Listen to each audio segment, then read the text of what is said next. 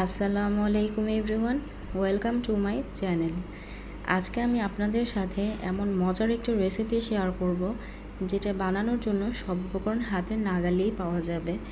এই রেসিপিটি দেখতে যেমন সুন্দর হয়েছে, খেতে তার চেয়েও ভীষণ মজার হয়েছে। চলুন রেসিপিটি তৈরি করা যাক। এখানে আমি 1 কাপ সেদ্ধ ছোলা নিয়েছি, 2 টেবিল চামচ পেঁয়াজ কুচি নিয়েছি, 2 টেবিল চামচ টমেটো কুচি নিয়েছি হাফ কাপ বাঁধাকপি কুচি নিচ্ছি, 2 টেবিল চামচ ধনেপাতা কুচি, তার সাথে আরও নিচ্ছি 2 টেবিল চামচ কাঁচামরিচ কুচি, আর নিচ্ছি হাফ কাপ তেঁতুল পানি। আমি যেহেতু ঝাল পছন্দ করি তাই আমি এখানে নিচ্ছি 1 টেবিল চামচ শুকনো মরিচ গুঁড়া, নিচ্ছি পরিমাণ মতো লবণ। সবগুলো উপকরণ নেওয়া শেষ হয়ে গেলে আমি এখানে দিয়ে দিচ্ছি 1.5 টেবিল চামচ চাট মশলা।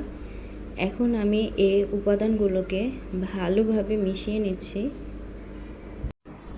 আমি এখানে কালো ছোলাটা ব্যবহার করেছি, আপনারা যে যার পছন্দ অনুযায়ী সাদা বা কালো ছোলাটা ব্যবহার করতে পারেন। আমি এখানে 1 কাপ সেদ্ধ আলু নিয়ে নিচ্ছি। আলুটা যে যার পছন্দ অনুযায়ী পরিমাণ কম বা বেশি নিতে পারেন।